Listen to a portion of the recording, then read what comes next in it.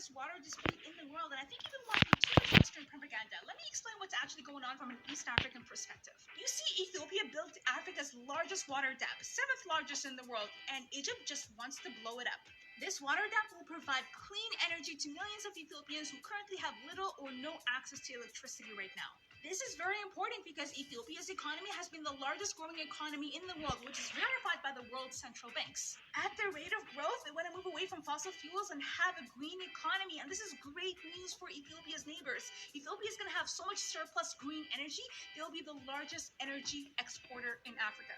Grow the economy with green energy and be the largest green energy exporter. Sounds like a great plan, right? Well, not for Egypt. Egypt believes that the world's longest river belongs to Egypt, and Ethiopia shouldn't be able to fill up the dam.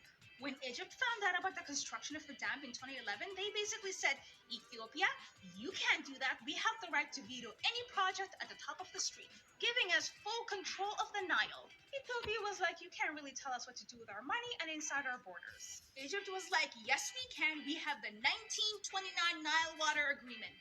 Ethiopia was like, this looks like an agreement between you and Great Britain. Got nothing to do with me. Good luck though.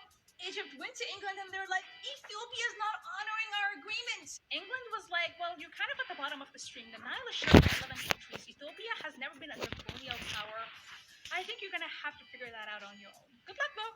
Ethiopia went to its neighbors and said, let's sign our own agreement without Western interference. Everyone was down, well, except for Egypt and Sudan. Sudan is basically caught in the middle. Egypt still doesn't want to share the Nile. The Nile, main source of water, starts in Tana Lake in Ethiopia and it goes downstream to Sudan and Egypt.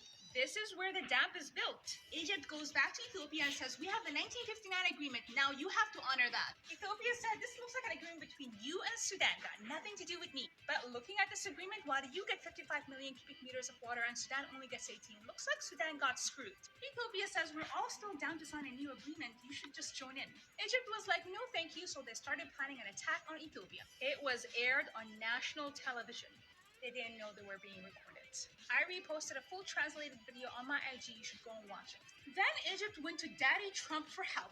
USA summoned Ethiopia to Washington, and Ethiopia was like, we don't want Western interference, so I'm just not going to show up. This is what happened there. They'll blow up that dam, and they have to do so. And Ethiopia's allies in Turkey, China, and Russia were like, hey, Ethiopia, we got you. As of 2 days ago, Ethiopia was summoned to the United Nations, and this is what they said. So the African Union is the right platform to deal with this kind of issue.